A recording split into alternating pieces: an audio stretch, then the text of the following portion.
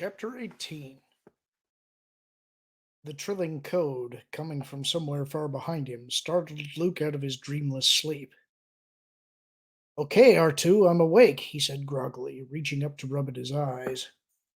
His knuckles bumped into the visor of his flight helmet, and the impact did a bit to dissipate the fog still swirling through his mind.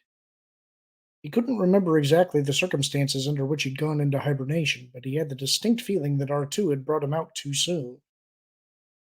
Is anything wrong? He asked, trying to track down exactly what it was the droid was supposed to be doing. The trilling changed to an anxious sounding warble. Still fighting to get his eyes properly focused, Luke searched out the computer scope for the translation. To his mild surprise, it was dark, as were all the rest of his instruments, and then it came back to him. He was trapped in deep space with all the X Wing systems shut down except power for R2 and minimal life support for himself. And R2 was supposed to be winding a new subspace radio antenna. Twisting a slightly stiff neck, he turned halfway around to look back at the droid, wondering what the problem was, and felt his muscles twitch with surprise. There, bearing rapidly down on them, was another ship. He spun back around, fully awake now, hands jabbing for the bank of power switches and slapping them all on. But it was so much useless reflex. Even with shortcuts, it would still take nearly 15 minutes to bring the X-Wing's engines from a cold start to any serious possibility of flight, let alone combat. If the intruder was unfriendly, using the emergency maneuvering jets, he got the X-Wing turning slowly around to face the approaching ship. The scopes and sensors were starting to come back online again, confirming what his eyes had already told him. His visitor was a mid-sized, slightly dilapidated-looking Corellian bulk freighter. Not the sort of ship the Imperials usually used, and there were certainly no Imperial markings on its hull. But under the circumstances, it was just as unlikely that it was an innocent freight handler either. A pirate, perhaps? Luke reached out with the force, trying to get a sense of the crew. R2 warbled, and Luke glanced down at the computer scope. Yes, I noticed that too, Luke told him. But a normal bulk freighter might be able to pull off that kind of deceleration if it was empty. Why don't you do a quick analysis of the sensor readings? See if you can spot any weapons emplacements. The droid beeped an acknowledgement, and Luke gave the other instruments a quick scan.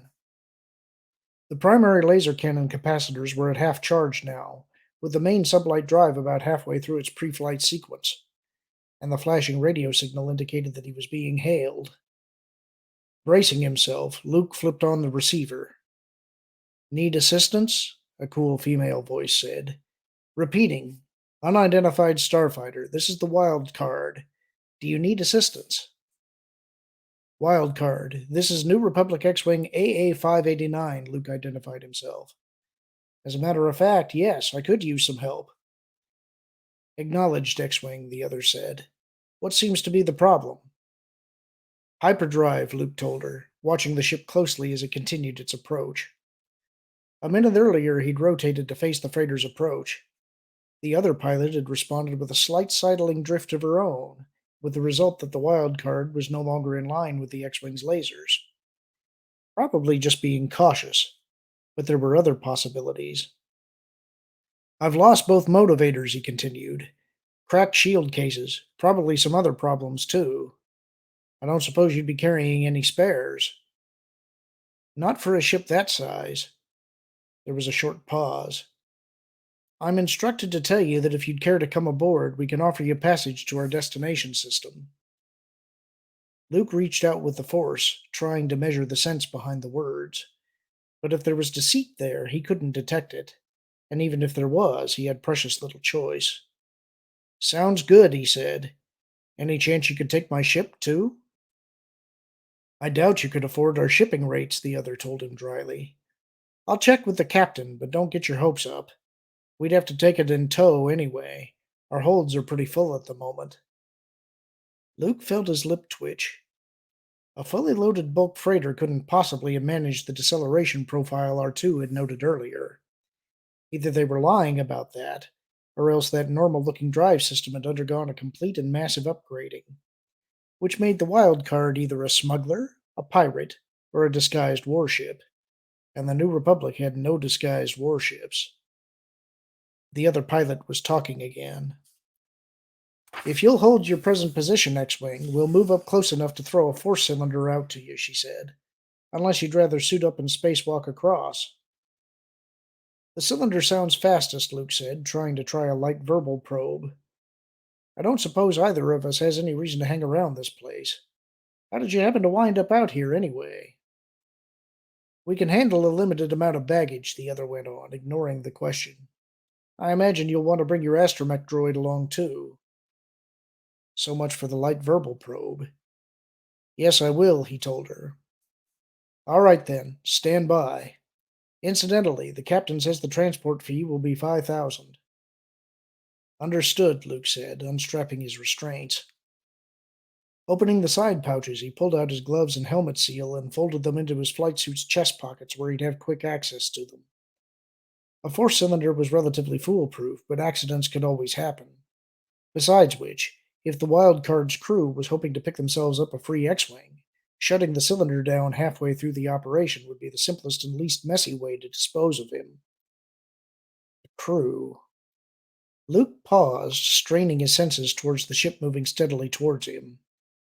There was something wrong there. Something he could feel, but couldn't quite track down. R2 warbled anxiously. No, she didn't answer the question, Luke agreed. But I can't think of any legitimate reason for them to be out this far. Can you? The droid gave a soft electronic moan. Agreed. Luke nodded. But refusing the offer doesn't buy us anything at all. We'll just have to stay alert. Reaching into the other side pouch, he pulled out his blaster, checked its power level, and slid it into the holster pocket built into his flight suit. His comlink went into another pocket, though what use it would be aboard the Wild Card he couldn't imagine. The emergency survival pack went around his waist, awkward to fasten in the cramped quarters, and last he pulled out his lightsaber and fastened it to his belt. Okay, X-Wing, we've got the cylinder established, the voice came. Whenever you're ready. The Wild Card's small docking bay was directly above him, its outer door gaping invitingly. Luke checked his instruments, confirmed there was indeed a corridor of air between the two ships, and took a deep breath. Here we go, R2, he said, and popped the canopy. A puff of breeze brushed across his face as the air pressures equalized. Giving himself a careful push, he eased up and out, gripping the edge of the canopy to turn himself around.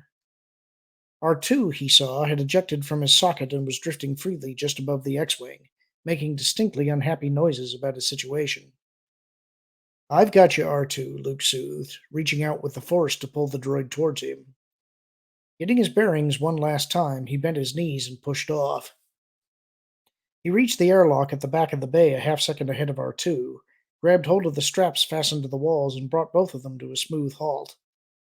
Someone was obviously watching. They were still moving when the outer lock doors slid shut. Gravity came back, slowly enough for him to adjust his stance to it, and a moment later the inner doors slid open. There was a young man waiting for them, wearing a casual coverall of an unfamiliar cut. Welcome aboard the Wild Card, he said, nodding gravely. If you follow me, the captain would like to see you. Without waiting for a reply, he turned and headed down the curving corridor. Come on, R2, Luke murmured, starting after him and reaching out with the force for a quick survey of the ship. Aside from their guide, he could sense only 4 others aboard, all of them in the forward sections. Behind him, in the aft sections. He shook his head, trying to clear it. It didn't help. The aft sections of the ship still remained oddly dark to him. An after effect of the long hibernation, probably. It was for certain, though, that there were no crew members or droids back there, and that was all he needed to know for the moment. The guide led them to a door, which slid open as he stepped to one side. Captain Card will see you now, he said, waving towards the open door. Thank you, Luke nodded to him. With R2 bumping against his heels, he stepped into the room. It was an office of sorts, small, with much of its wall space taken up with what looked like highly sophisticated communications and encrypt equipment. In the center was a large desk/console combination, and seated behind it, watching Luke's approach, was a slender man, thin-faced, with short dark hair and pale blue eyes. Good evening, he said in the cool, carefully modulated voice. I'm Talon Card. His eyes flicked up and down Luke as if measuring him. And you, I presume, are Commander Luke Skywalker. Luke stared at him. How in the world? Private citizen Skywalker, he said, striving to keep his own voice calm. I resigned my Alliance commission nearly 4 years ago. An almost smile twitched the corners of Card's mouth. I stand corrected. I must say, you've certainly found a good place to get away from it all. The question was unstated, but no less obvious for that. I had some help choosing it, Luke told him. A small run-in with an Imperial Star Destroyer about half a light year away. Ah, Card said, without any surprise that Luke could see or sense. Yes, the Empire is still quite active in this part of the galaxy. Growing more so, particularly of late. He cocked his head slightly to the side, his eyes never leaving Luke's face. Though I presume you've already noticed that. Incidentally, it looks like we'll be able to take your ship in tow after all. I'm having the cables rigged now. Thank you, Luke said, feeling the skin on the back of his neck start to tingle. Whether a pirate or a smuggler, Card should certainly have reacted more strongly to the news that there was a Star Destroyer in the area. Unless, of course, he already had an understanding with the Imperials. Allow me to thank you for the rescue as well, he continued. R2 and I are lucky you happened along. And R2 is, oh, of course, your astromech droid. The blue eyes flicked down briefly. You must be a formidable warrior indeed, Skywalker. Escaping from an Imperial Star Destroyer is no mean trick, though I imagine a man like yourself is accustomed to giving the Imperials trouble. I don't see much frontline action anymore, Luke told him. You haven't told me how you came to be out here, Captain. Or for that matter, how you knew who I was. Another almost smile. With a lightsaber attached to your belt? He asked wryly. Come now. You were either Luke Skywalker, Jedi, or else someone with a taste for antiques and an insufferably high opinion of his swordsmanship. Again, the blue eyes flicked up and down Luke. You're not really what I expected, somehow. Though I suppose that's not all that surprising. The vast majority of Jedi lore has been so twisted by myth and ignorance that to get a clear picture is almost impossible. The warning bell in the back of Luke's mind began to ring louder. You almost sound as if you were expecting to find me here, he said, easing his body into a combat stance and letting his senses reach out. All 5 of the crewers were still more or less where they'd been a few minutes earlier, farther up towards the forward part of the ship. None except Card himself was close enough to pose any kind of immediate threat. As a matter of fact, we were, Card agreed calmly. Though I can't actually take any of the credit for that.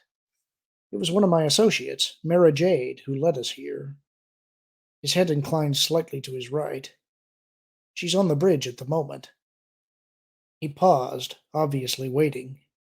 It could be a setup, Luke knew, but the suggestion that someone might actually have been able to sense his presence from light years away was too intriguing to pass up. Keeping his overall awareness clear, Luke narrowed a portion of his mind to the Wildcard's bridge.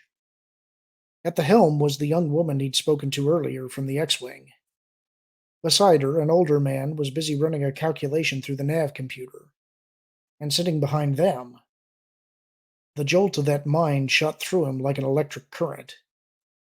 Yes, that's her, Card confirmed, almost offhandedly. She hides it quite well, actually, though not, I suppose, from a Jedi. It took me several months of careful observation to establish that it was you and you personally for whom she had these feelings.